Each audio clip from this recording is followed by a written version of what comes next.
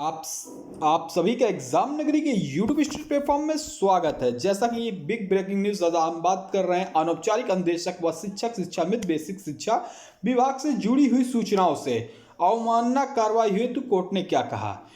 पूरी डिटेल हम वीडियो में आपको बताएंगे, पूरी न्यूज़ बताएंगे। उससे पहले आप चैनल को सब्सक्राइब कर लें और बेल आइकन दबा दें, जिससे आपको सूचनाएं मिलती रहें, क्योंकि थोड़ी सी जानकारी के अभाव में वो सूचना आप तक नहीं पहुंच पाती है और फिर कमेंट आते हैं कि ये वो सूचना हमें मिल नहीं पाई। उसका कारण है कि आप लोग सब्सक्राइब बटन आपके बगल में है, उसको देखिए, आप उसको दबाना भूल जाते हो, और बेल आइकन, यही चीज़ करने से प्रोसेस से सूचना आप तक सबसे पहले आती है। तो सबसे पहले मेरे भाई बहनों से आग्रह है कि वो सब्सक्राइब बटन जो बगल में उसको दबा दे और बेल आइकन दबा दे, जिससे डायरेक्ट सूचना नोटिफिकेशन आप तक पहुंचे।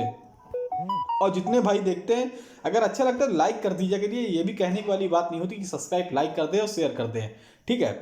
तो हम स्टार्ट करेंगे, उससे पहले आशा सभी ने लाइक सब्सक्राइब शेयर कर दिया होगा। तो आज हम बात कर रहे हैं अवमानना कार्रवाई हेतु कोर्ट ने क्या कहा। तो आप जानते हैं कि अवमानना कंटेम्प्ट ऑफ कोर्ट जो अवमानना से जुड़ी हुई सूचना आप जानते हैं कि अनौपचारिक शिक्षा अनुदेशक में जो कोर्ट ने भी निर्णय पारित हुआ था, उसका भी आदेश उस आदेश को सरकार ने पालन नहीं किया। तो फिर वो कोर्ट में गए, उन्होंने भी कंटेम्प्ट ऑफ कोर्ट मतलब अवमानना दायर किया, ठीक है। तो सरकार को 1 महीने का समय मिला। उसके अलावा मैं आपको बता दे रहा हूँ, उसके अलावा 77 अवमानना के केस हैं। उसके अलावा इन सब चीज़ों के अलावा आपको बता रहा था कि अनौपचारिक शिक्षा सहित अनौपचारिक अनुदेशक सहित जो केस लगा हुआ है, ठीक है, अनौपचारिक अनुदेशक सहित 77 अवमानना हेतु 14 को बेसिक शिक्षा सचिव सहित तमाम अधिकारी जो हाई कोर्ट के समकक्ष प्रस्तुत होंगे। क्योंकि देखिए, बहुत सालों के केस चल रहे थे, केस थे जिनमें हम आपको बता दें, चाहे वो अनुदेशक पर्यवेक्षक का हो कंटेम्प्ट ऑफ कोर्ट जो आप जानते हैं, चाहे शिक्षक भर्ती का मामला रहा हो, चाहे प्रधानाचार्य भर्ती का मामला रहा हो, चाहे जो भी अन्य भर्तियां हो तमाम विभागों की, उनमें क्या कार्रवाई हुई क्या कार्रवाई नहीं हुई, क्योंकि कोर्ट का आदेश आ जाता है, फिर उनमें कार्रवाई नहीं होती है या हुई है कि नहीं।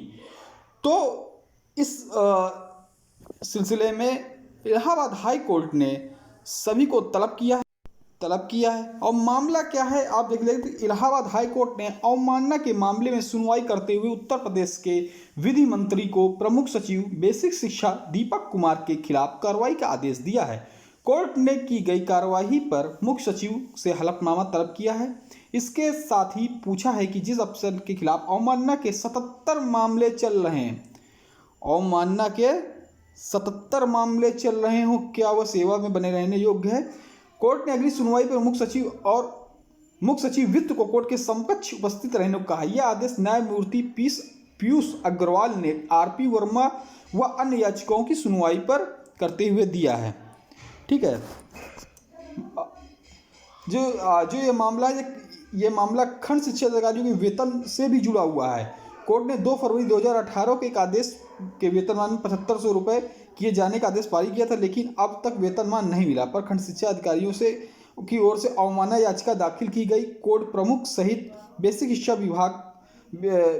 शिक्षा ने 10 जनवरी को हलफनामा दाखिल कर बताया कि विशेष अदालत अपील दाखिल है, जिसकी सुनवाई 11 जनवरी को है, ठीक। अपील में सुनवाई होने के बाद 3 सप्ताह के भीतर कोर्ट के आदेश का पालन कर दिया जाएगा, ये वहाँ से उन्होंने कहा, ठीक है। सुनवाई के दौरान प्रमुख सचिव बेसिक शिक्षा कोर्ट के समकक्ष उपस्थित हुए और उनकी ओर हलफनामा दाखिल कर बताया गया कि प्रकरण पर अपर मुख्य वित्त सचिव वित्त समक्ष लंबित है। कोर्ट के आदेश का अनुपालन करने का अतिरिक्त समय की मांग की है। इस पर कोर्ट का कहना कि इससे पूर्व तारीख पर सचिव के हलफनामा के आधार पर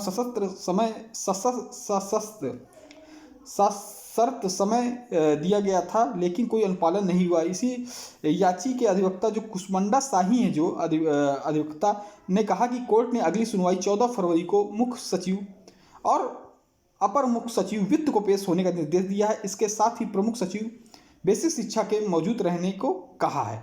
तो आप जान सकते हैं कि 77 अवमानना के मामले हो गए कि उसके बावजूद कोई कार नहीं, केस लंबित पड़े हुए हैं और उनका निस्तारण अभी नहीं हुआ। इस समकक्ष में अब कोर्ट के सामने सचिव और वित्त सचिव पेश होंगे।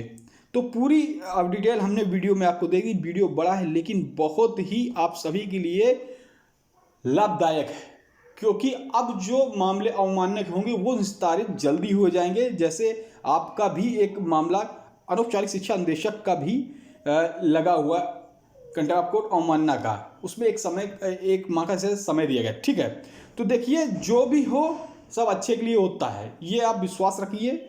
निगेटिव थिंकिंग में न पड़िए, क्योंकि अभी आगे का किसी को नहीं पता है। अगर कोई आगे का बता रहा है तो किसी को मालूम नहीं। ठीक है, बस इतना पता है कि कोर्ट ने आपको समायोजन के लिए कहा है, अपने विभाग में जगह निकालिए, समायोजित करिए। और कोर्ट ही सबसे सर्वोपरि होता है और सरकार को कोर्ट का आदेश मानना होता है। नहीं इसी तरह अधिकारियों को कोर्ट के समकक्ष पेश होना पड़ता है और जवाब दाखिल देना पड़ता है, और सख्त टिप्पणी कोर्ट के द्वारा की गई हुई है। आपने देखा है कि उन्होंने कहा ऐसे हुए तो पद पर बने रहने लायक है, तो कोर्ट भी सख्त टिप्पणी करता है, क्योंकि कोर्ट की अवमानना नहीं की जाती। मतलब जो आदेश उसको आप पारित करिए। देखिए उन्होंने भी, अधिकारियों ने कहा कि हाँ इसको जल्द से जल्द निस्तारित किया जाएगा। वो आप समकक्ष होंगे कोर्ट में और वो अपनी पूरी बात बताएंगे। तो इस पे आप जानते हैं कि इस पे अनुदेशक पर्यवेक्षक का भी जो आदेश आया था वो भी अवमानना पे दर्ज है। तो सारे जो हैं अब जल्दी से इन पर कार्रवाई होगी, निस्तारित होगी। जो परिणाम होगा आपको देखने को मिलेगा, क्योंकि सरकार क्या वर्क कर रही है, डाटा मंगाकर क्या कर रही है, अभी इस बारे में किसी को कुछ नहीं मालूम। मैं आपको बता रहा हूँ किसी के बारे में कुछ नहीं मालूम। जैसे डेट होगी, डेट पे सरकार डाटा प्रस्तुत करेगी, उसके बाद ही कुछ उजागर होगी। हाँ एक बात सत्य है कि कोर्ट के माध्यम से पर्यवेक्षक या अनुदेशक ने अपना केस जीत लिया है। बिहार में आप इसका रिजल्ट दे सकते हैं कि सुप्रीम कोर्ट तक उन्होंने लड़ाई लड़ी और उन्होंने जीत हासिल की, और अपनी सफलता संघर्ष और संवैधानिक तरीके से, सैद्धांतिक तरीके से जो उन्होंने अपनी लड़ाई लड़ी, आज वो समाजित हो गए और जो बचे हैं वो हो रहे। उनका भी मैंने आदेश दिखाया जिससे वो लाभान्वित हुए। जिस योग्यता का था उसको उस योग्यता के अनुसार नौकरी दी गई, ये भी मैंने आपको बताया। तो आपके लिए भी सुखद समाचार अवश्य मिलेगा। वीडियो में बने रहें, लाइक करें, सब्सक्राइब करें। धन्यवाद।